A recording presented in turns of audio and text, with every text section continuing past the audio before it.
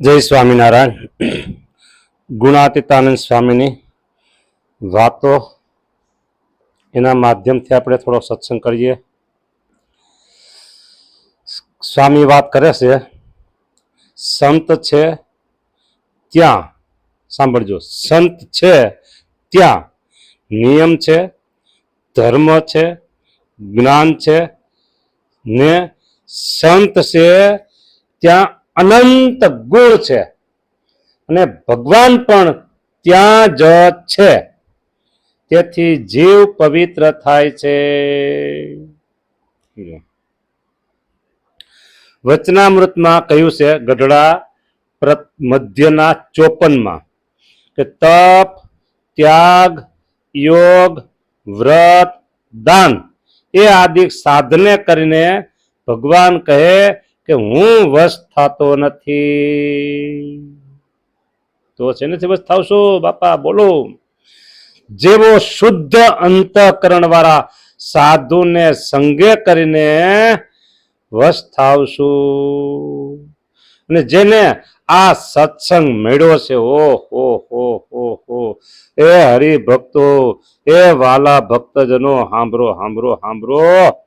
જેને આ સત્સંગ મેળ્યો છે તેના પુણ્યનો પાર નથી, પાર નથી, પાર નથી.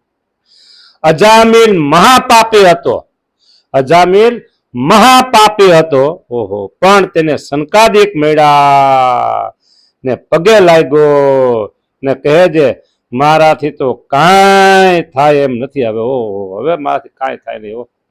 ઓહો, ત્યારે સાધુ તો દયાળુ છે, તે છોકરાનું નામ નારણ્યો પડાવીને પણ અજામિલનો મોક્ષ કર્યો. કેવી મોટી વાત. એ વાલા ભક્તજનો સાંભળો સાંભળો સાંભળો. ભગવાનના ધામમાં સુખ છે. હા, એ તો સાચું, પણ શું આગળ કયો?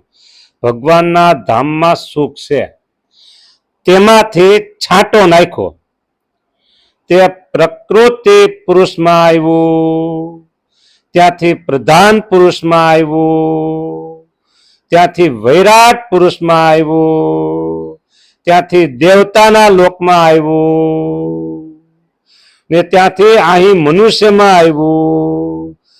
તે સુખમાં જીવ માત્ર ઓહો સુખિયા છે. આહા, એ અક્ષરધામમાં સુખ છે, તેમાંથી છાંટો નાખ્યો.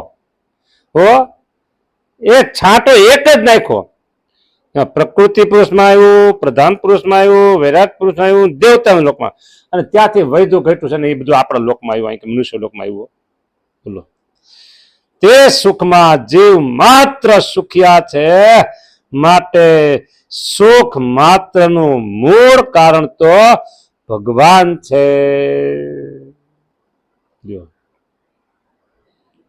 તેને સુખે સુખ્યા થાવું, બાકી આ લોકના માન, મોટપ, મોભો, પદ, અધિકાર, આમાં ક્યાંય સુખ નથી, ક્યાંય સુખ નથી.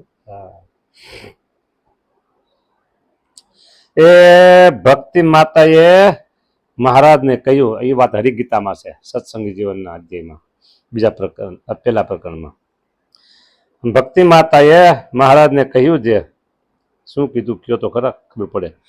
મારો સ્ત્રીનો દેહ તે મને જાજુ સમજાય નહીં, તેથી થોડાકમાં હોય તે મને કહો. ભક્તિ માતાએ ઘનશ્યામ મહારાજને આવું કીધું કે મારો સ્ત્રીનો દેહ મને જાજુ સમજાય નહીં, તેથી થોડાકમાં હોય તે કહો. મહારાજ કે એ 64 લક્ષણ સાધુના કયા છે, બરાબર, કયા, અને કહ્યું છે એવા સાધુમાં જેને આત્મબુદ્ધિ કરે તેને સર્વ સંપૂર્ણ થઈ રહ્યું. બોલો. ને મહારાજે કહ્યું છે એવાના દર્શનને તો અમે પણ ઈચ્છીએ છીએ. ઇત્યાદિ બહુ મહિમા કયો. ઓહો, બહુ મહિમા કયો. 64 લક્ષણ સાધુના કીધા, 64 લક્ષણો પૂરેપૂરા હરિગીતામાં સત્સંગી જીવનનો પહેલું પ્રકરણ પેલું અધ્યાય અને 25 થી 27 37 શ્લોકની અંદર આવ્યું આ બધી વાતો.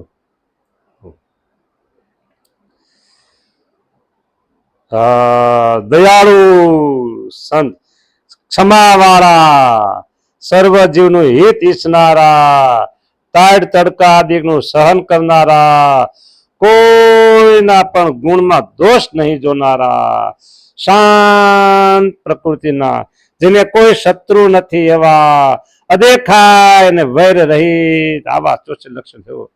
હા, બધા તો નથી કહેતા, બરાબર.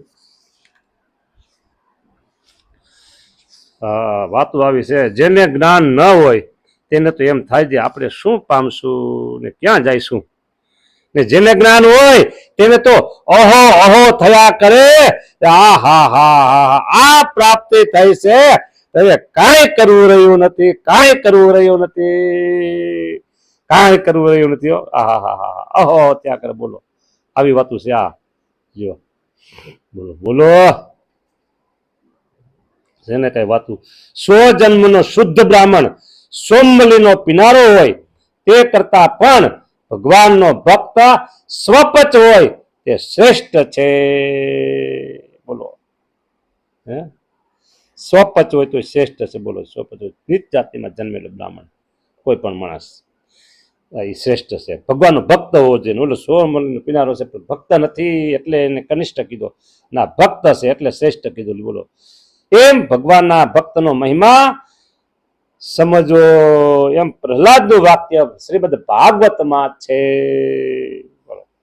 ભગવાન જયારે પૃથ્વી પર આવે ને ત્યારે રાજસી, તામસી, સાત્વિકી ને અધમ તેનો પણ ઉદ્ધાર કરી નાખે. કાંઈ મેળવીએ નહીં, કાંઈ મેળવીએ નહીં. હા હા, બોલો, આવું છે. અને આ જીવ તો જેમ પરદેશમાંથી ભાવડા જાળી લાવે ને એવા છે. ભાવડા જાળી લાવે, ભાવડા અબુધ ને જંગલી ભાવડા.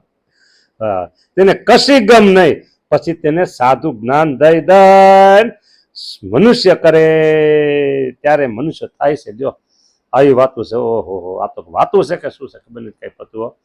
શું આને કેવું એવું છે આ બધું. હા, ગુણાતીતાનંદ સ્વામીની વાતો એટલે વાતો. ઓહો હો. હા, તોપના ગોળા હોય ને એવું છે. તોપના ગોળા જેવી વાતો છે.